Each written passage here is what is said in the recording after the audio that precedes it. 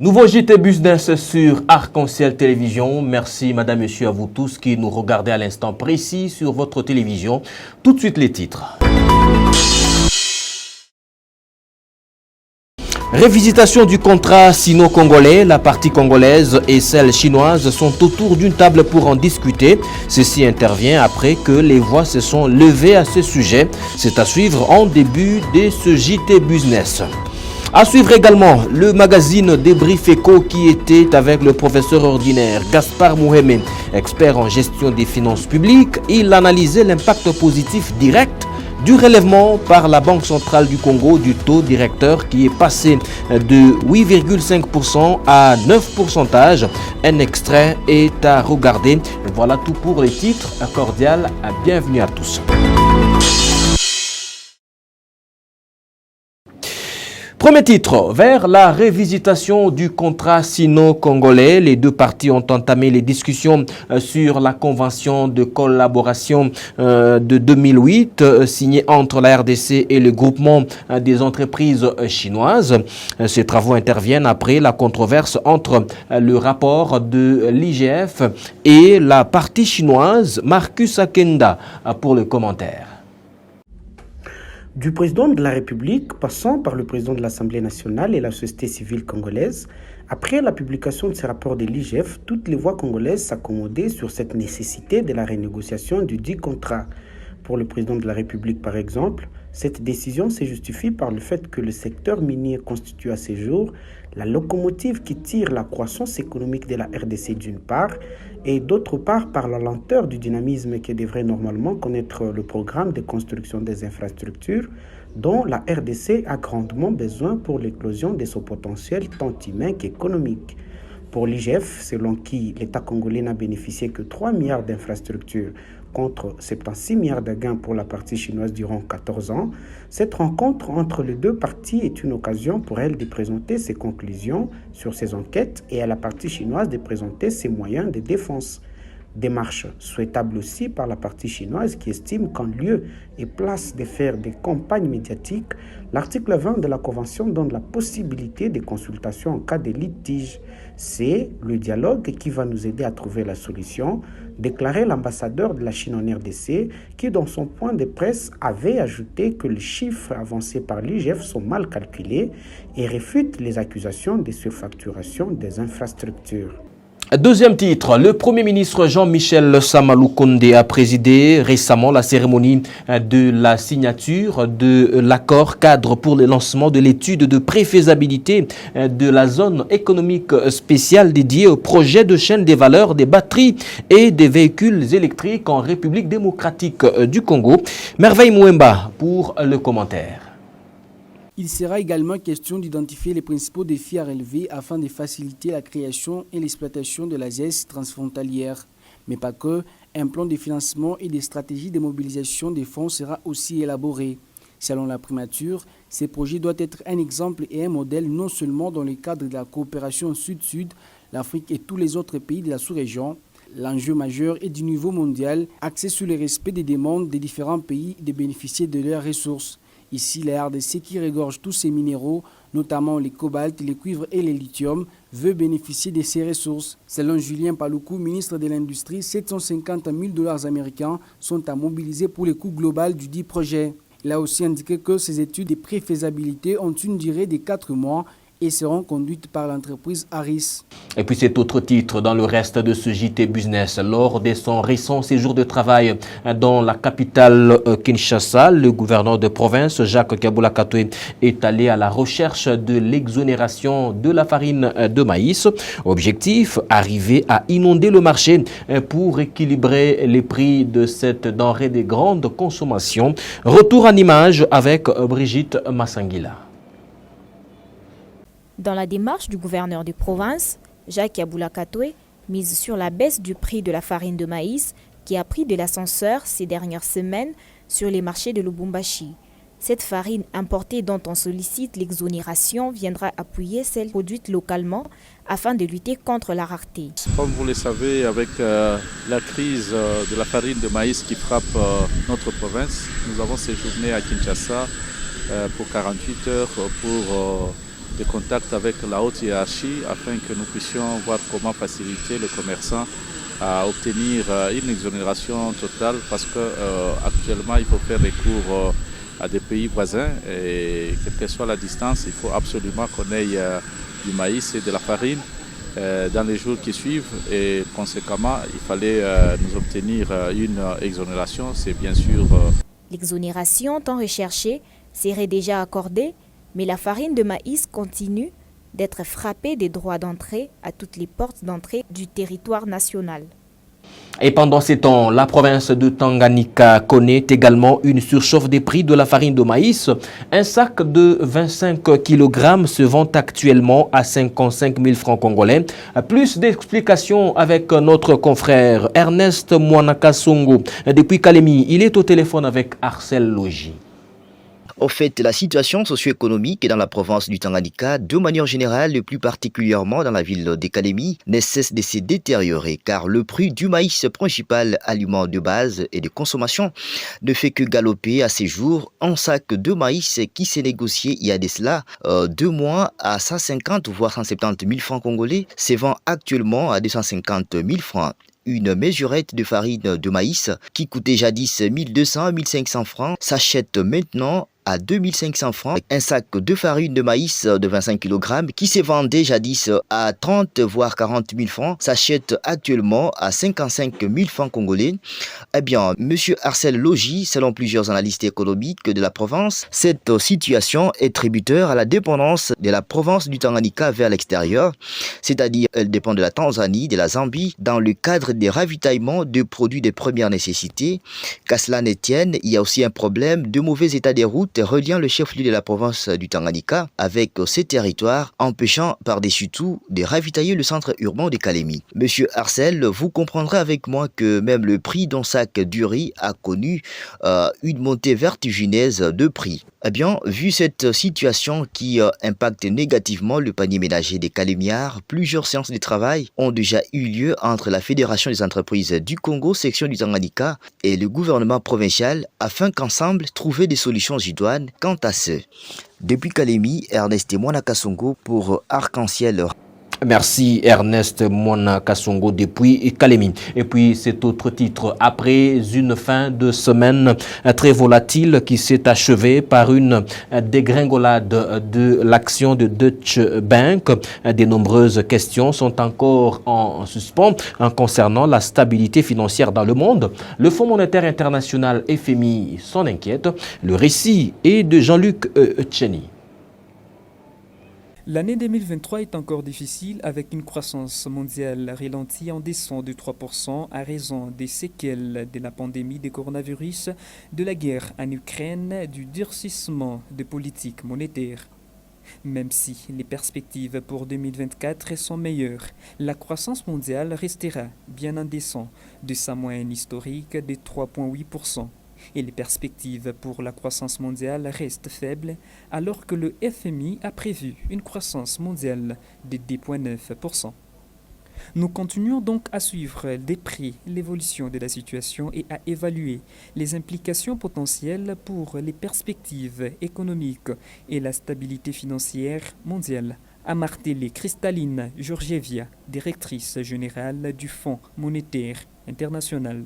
L'institution financière et les chefs d'État ont beau vouloir rassurer sur la solidarité du système bancaire après les mesures prises pour tenter de mettre fin aux turbulences bancaires observées depuis 15 jours aux États-Unis, en Europe. Les incertitudes sur les secteurs financiers sont loin d'être levées pour le Fonds monétaire international. À suivre sur votre télévision, le magazine Débrief Éco qui était avec le professeur ordinaire Gaspard Mouhémé, expert en gestion des finances publiques. Il a analysé l'impact positif direct du relèvement de la Banque centrale du Congo. Le relèvement par la Banque centrale du Congo du taux directeur qui est passé de 8,5% à 9%. Voici un extrait choisi pour vous par Nadia Nimbo. Les prix, c'est parce que le taux d'intérêt, il est fixé sur quoi?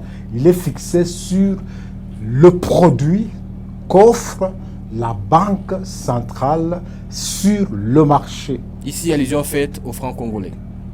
Pas encore. Okay. Oui, c'est-à-dire le franc au sens du produit qu'il offre. Justement. Qu'elle offre, mais n'offre pas seulement les francs.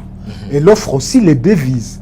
C'est d'ailleurs surtout les devises qui poussent à cette direction parce que les investisseurs, les institutionnels comme on les appelle, les différentes banques commerciales dépendantes de la banque centrale, lorsqu'elles ont un besoin de financement, parce qu'il est question ici de la binarité, taux de besoin de financement et capacité de financement. Donc la banque centrale, elle est en capacité de financement. De financer quoi?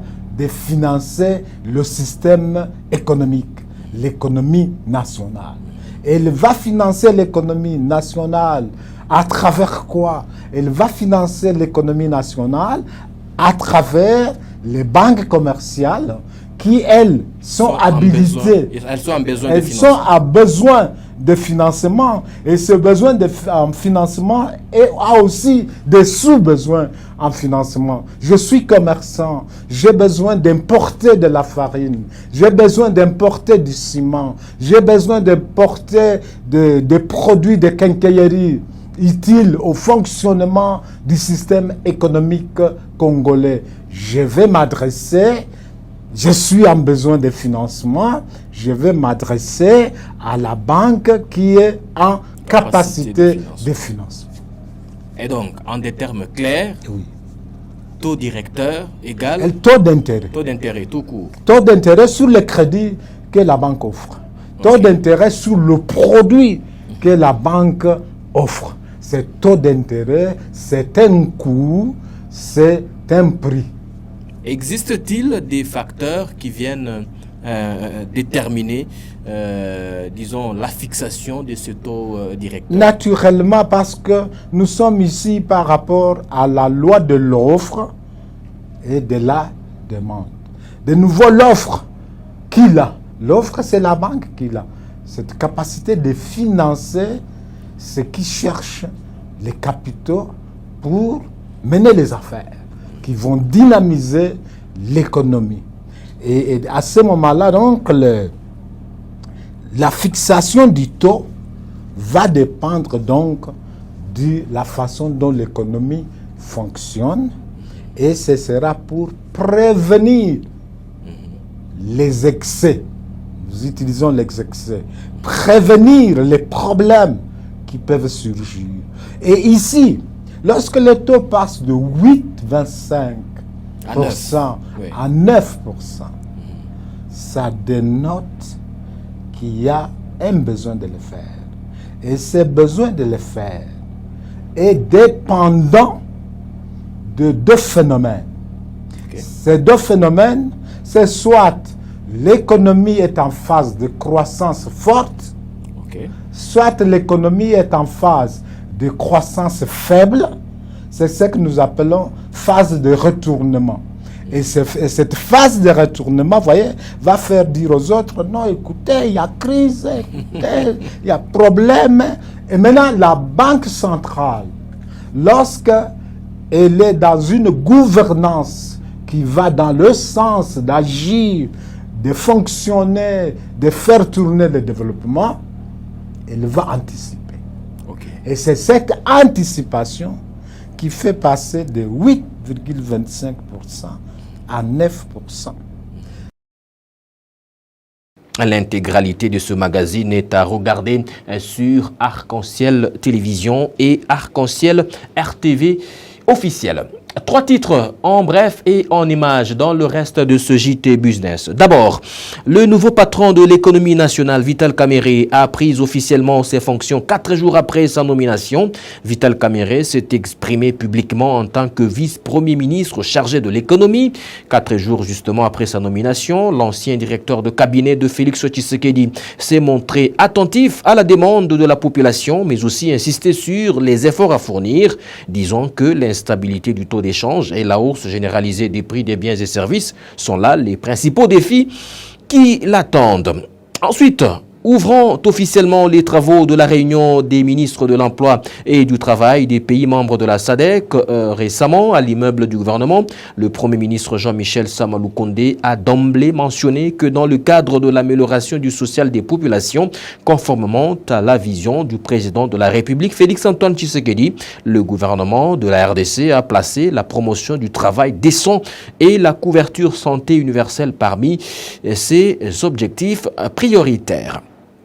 Et enfin, la ministre des Mines, Antoinette Nsamba Kalambayi, a eu l'honneur de lancer tout récemment le 40e congrès mondial du diamant qui se tient dans la salle Israel Diamond Exchange de la bourse des diamants de Tel Aviv. Nous sommes là en Israël.